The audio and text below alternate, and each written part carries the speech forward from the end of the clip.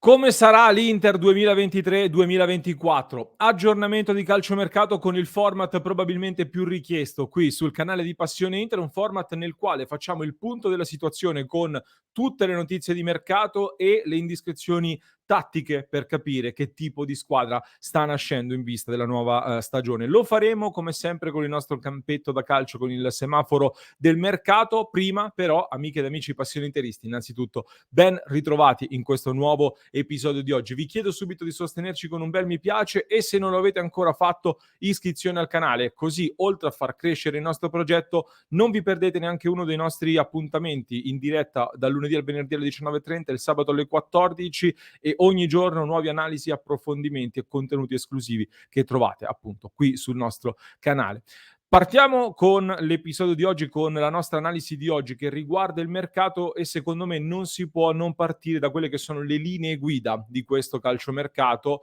e sono secondo me principalmente 5 più 1, mettiamola così. E la prima è quella che parte dall'obiettivo del campo, ovvero si fa mercato nell'ottica di costruire una squadra che avrà come obiettivo quello di vincere lo scudetto o comunque di lottare e competere ai più alti livelli in ogni competizione. Per fare questo, secondo la linea guida, però si è scelto di abbassare l'età di questa squadra, anche in ottica di un prossimo futuro dove ovviamente non si può pensare sempre all'immediato. E come abbiamo detto, come ho detto più volte, l'Inter ha vissuto 2 anni in cui per forza di cose la programmazione è saltata, adesso si sta ricominciando anche a programmare con un respiro un po' più ampio. Terza cosa, questo rientra anche nell'obiettivo dell'abbassare i costi, non in maniera drastica, molti proponevano anche di fare un ciclo di rinnovamento ancor più imponente per rientrare definitivamente dei conti. La scelta di questa dirigenza è quello di fare ancora una volta un abbassamento in maniera graduale, considerando che parallelamente si prevedono anche dei ricavi strutturali in aumento. Quarta linea guida: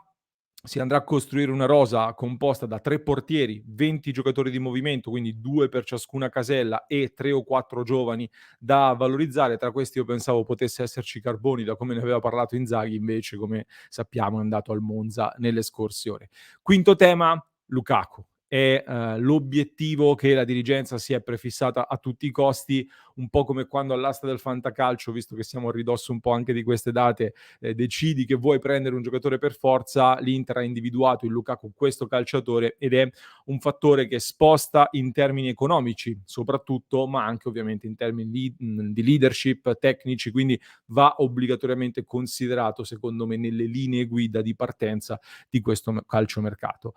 Queste erano le prime 5, il più 1 è un tema tattico secondo me da tenere in considerazione. Ho parlato qualche giorno fa anch'io, visto che tantissimi altri poi hanno cominciato a dirlo e lo hanno replicato,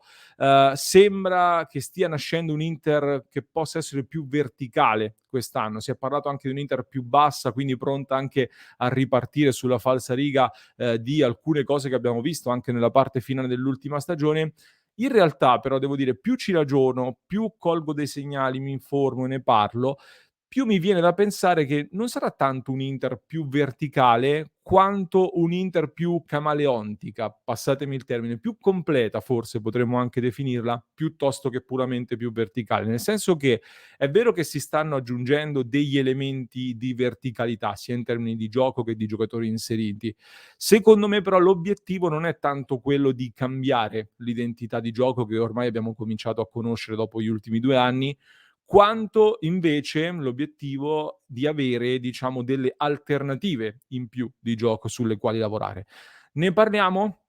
andando al campo, dove analizziamo il mercato e poi ci farò anche una conclusione su questo tema. Il campo, che, vede in queste ore un'ufficializzazione, quella dell'addio anche di Samir Handanovic dopo, l'addio anche di, Cordaz che era stato preannunciato, un Handanovic che ha lasciato un messaggio anche con una piccola vena polemica, oltre che di tanto orgoglio nel suo addio. In partenza nelle prossime ore anche André Onana, una cifra che si va a chiudere attorno ai 55 milioni di euro. Ho spiegato in un altro approfondimento, secondo me una cifra comprensibile che permette poi all'Inter di sistemare tante altre operazioni. Un Onana che verrà sostituito, da quello che è emerso, da 2 portieri che devono essere abbordabili economicamente, ma soprattutto devono avere delle caratteristiche tecniche simili al camerunese per non risentire troppo di questo cambio in porta. E allora sembra che sia stato stabilito un budget attorno ai 15-16 milioni di euro per completare l'acquisto di 2 nuovi portieri. Il primo obiettivo sul quale si sta andando dritti in maniera concreta è Jan Sommer, portiere svizzero di proprietà del Bayern Monaco, che l'Inter conosce tantissimo, ve ne ho parlato più e più volte, è il più vicino ad arrivare. Credo che si andrà a trattare con il Bayern per scontare quei 6 milioni di euro che erano stati un po' pattuiti come gentleman agreement tra le parti per liberare il portiere svizzero. Credo che si proverà ad abbassare questa cifra, perché intanto si vuole prendere lui per colmare il gap, quindi per andare a bloccare subito il posto tra i pali, e poi andare a trattare con lo Shakhtar Donetsk per cercare di abbassare anche le richieste, anche se va detto che la società ucraina ha registrato l'interessamento anche dall'Arabia Saudita, che rappresenta un po' un'insidia. Quindi si proverà a trattare. Si era partiti addirittura da 35 milioni, avevano chiesto, l'Inter partiva da 10, c'è chi dice che a 15 si potrebbe trovare un'intesa, magari come l'Inter ha fatto anche con Bissek, si lavorerà pure su dei discorsi di percentuale sulla futura rivendita. È chiaro che se ti blocchi già un primo portiere e sistemi l'urgenza più importante, il giocatore spinge tanto comunque per l'Inter, è in scadenza nel 2024, la trattativa può andare per le lunghe, ma in un certo senso può anche favorirti e si può rientrare dentro quel budget che l'Inter aveva stabilito. Per me è una soluzione buona quella del doppio portiere, perché Trubin ha un grande potenziale, ma non sono sicuro che sia già pronto a non farti sentire l'impatto del post Onana. Sommer, per caratteristiche, secondo me è uno che non ti fa calare più di tanto l'impatto dal punto di vista soprattutto della costruzione del gioco e anche dell'abitudine che ha nel partecipare alla costruzione del gioco. Faremo nelle prossime ore un approfondimento molto verticale su Sommer, un portiere che abbiamo analizzato tantissimo anche su Passione Inter, e ci torneremo in un prossimo contenuto. Andiamo alla difesa, dove è arrivato Bissek, sul quale voglio fare una considerazione. Butto lì anche un'ipotesi che è pura fantasia per ora, però chissà. Bissek ha detto anche nell'intervista appena arrivato all'Inter che di fatto a sinistra ci ha giocato la scorsa stagione e quindi la scorsa stagione si è mosso lì, ma è un destro e quindi, come ho sempre detto, per me forse sarebbe più naturale vederlo o al centro o a destra. Per ora Inzaghi in conferenza, ma anche lo stesso Pastorello, ha detto che l'Inter vuole un braccetto di destra, quindi effettivamente cercheremo di capire nelle prossime ore, ma la mia ipotesi di fantasia potrebbe anche essere che con un Inter che si abbassa leggermente come baricentro, che non vuole perdere troppo a livello di costruzione dal basso,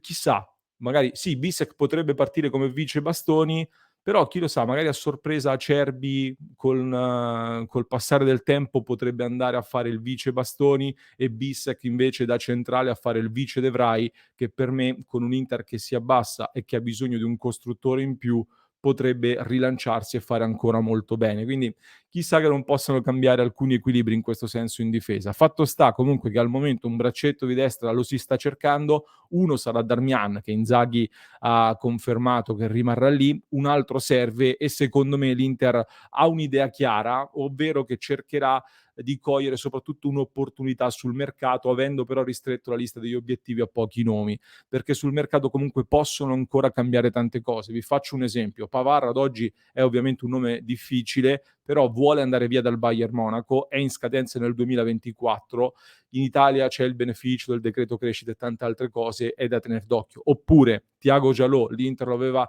praticamente bloccato, poi si è fatto male, non è ancora al meglio, però è in scadenza di contratto. Io non credo che l'Inter abbia totalmente abbandonato questa pista. Magari si può valutare la possibilità di partire con Darmian intanto, anticipi i tempi e lo prendi a prezzi molto contenuti, visto che ancora non è il meglio, e poi lo riavrai magari nel corso della stagione. Tendenzialmente comunque secondo me l'idea è che oggi Demiral, per esempio, sarebbe un profilo anche abbastanza raggiungibile, però rappresenta un'alternativa perché si vuole andare a prendere proprio qualcuno che sappia costruire bene, forse più un terzino adattato lì o un difensore comunque di buon piede, proprio per avere più costruttori di gioco e quindi in questo senso si è detto molto l'Inter perde tanto con l'addio di Onana, invece secondo me sta anche un po' redistribuendo le qualità di questo tipo di costruzione. È chiaro che invece per ora un po' di qualità la si è persa a centrocampo dove con l'addio di Gagliardini e Brozovic l'unico arrivato per ora è Frattesi che è meno tecnico nel senso della costruzione rispetto a Brozovic. Inzaghi ha detto apertamente che manca un centrocampista, quindi a meno che non rimanga stregato da Fabian in ritiro, serve un colpo lì in mezzo al campo e se l'Inter non ha affondato per giocatori come Kamada oppure come lo stesso Roberto Pereira che potrebbe andare in Turchia anche se non è ancora fatto, vedremo. Kamada per me sarebbe stato un ottimo affare. Pereira io l'avrei visto forse più come alternativa di Dumfries a destra. Evidentemente però se non stanno andando su questi profili a parametro zero hanno anche qui un'idea molto chiara sul chi voler puntare e gli indizi in questo momento fanno pensare un pochino a Samardzic soprattutto perché stanno continuando a lavorarci, hanno fatto un tentativo molto concreto, con Samardzic guadagneresti tanto secondo me dal punto di vista tecnico, potrebbe rivedersi qualcosa di quello che Inzaghi aveva fatto con Luis Alberto anche, ti mancherebbe però qualcosa dal punto di vista fisico poi in questo reparto. E allora, attenzione, io ipotizzo che magari si possa aggiungere della qualità in mezzo per spostare della fisicità da altre parti. Per esempio, a destra, per accompagnare Dumfries, che al momento sembra sulla via della permanenza, si sta muovendo qualcosa su Emil Holm, classe 2000, esterno dello Spezia, di testa è fortissimo, ha un gran fisico, oltre che molto bravo nelle progressioni, molto presente anche in zona offensiva, un profilo che a me piace. Con lo Spezia ci sono ottimi rapporti, bisogna ovviamente fare in fretta perché è un profilo che piace un po' a tutte le big italiane, quindi la prima che libererà lo spazio per fare il colpo a destra probabilmente si fionderà su di lui, che ti aggiunge quindi anche quella quota fisica all'occorrenza. A sinistra invece secondo me Gosens alla fine verrà piazzato perché credo ci sia anche la volontà del giocatore di andare a giocare soprattutto in Germania per trovare continuità e anche all'Inter francamente Gosens costa troppo per essere semplicemente un'alternativa a Di Marco, con quei costi devi essere un titolare nell'Inter, altrimenti si possono trovare delle alternative più economiche come Carlos Augusto, il nome che mettiamo come obiettivo perché visti i rapporti col Monza hai il decreto crescita, scadenza di contratto nel 2024, ci rientri meglio dal punto di vista economicamente, ti costerebbe di meno e come caratteristiche secondo me non si discosta troppo da Gosens e quindi in un Inter che deve alternarsi forse come ipotizzavo all'inizio tra dominio del gioco e soluzioni più verticali, in questo scenario Carlos Augusto secondo me si sposa bene. Al centro quindi manca un sesto come dicevo, Frattesi inizialmente lo metto come alternativa di Barella, ma poi abbiamo capito che nel corso della stagione Inzaghi proverà ad integrarli e a farli giocare anche molto insieme. Per questo, magari se riesci a trovare la quadra in questo senso, ti puoi permettere di andare anche su Samardzic, che forse al momento non è ancora prontissimo per l'Inter da titolare, sempre fermo restando che l'Udinese al momento chiede tanto e quindi non è una trattativa molto semplice. Da come ne ha parlato Inzaghi, però, mi sembra che abbia fatto capire che forse sarebbe Barella a quel punto ad andare a sinistra con Frattesi a destra. Barella che quindi farebbe un po' da secondo playmaker, perché di solito il secondo playmaker è proprio quello sul centro-sinistra e forse si reinventerà magari ancora più assist man con il sinistro, ma soprattutto con il destro magari a rientrare proprio per premiare gli inserimenti di Frattesi che è letale in questo senso. Credo che il tema della convivenza Frattesi-Barella sarà uno dei più importanti da studiare e da tener d'occhio, anche in ottica evoluzioni di mercato, perché vedo molti che scrivono che con Frattesi l'Inter venderà Barella tra un anno, boh, vedremo. Arriviamo all'attacco, infine, con Lautaro Martinez, che sarà molto probabilmente, quasi sicuramente, il nuovo capitano dell'Inter, parte con 102 gol di bottino con la maglia nerazzurra, dovrebbe, se non vado errato, se non ricordo male, essere a quota a meno 22 gol, gli mancano 22 gol per raggiungere Mauro Icardi nella classifica dei marcatori di tutta la storia dell'Inter. Speriamo lo superi, sarebbe un buon segno fare più di 22 gol, non sarebbe male. E parte sicuramente con un livello di leadership superiore, secondo me, Lautaro Martinez in questa stagione, e bisognerà tenerne conto. Così come bisogna tener conto del fatto che Thuram è arrivato e per me è un colpo che si sta abbastanza sottovalutando, invece è un giocatore perfetto per Inzaghi, può essere usato in più modi, quindi anche andando a cambiare le coppie e scombinando varie cose, quindi per me è molto interessante. La priorità adesso però, come dicevamo, è Lukaku, giocatore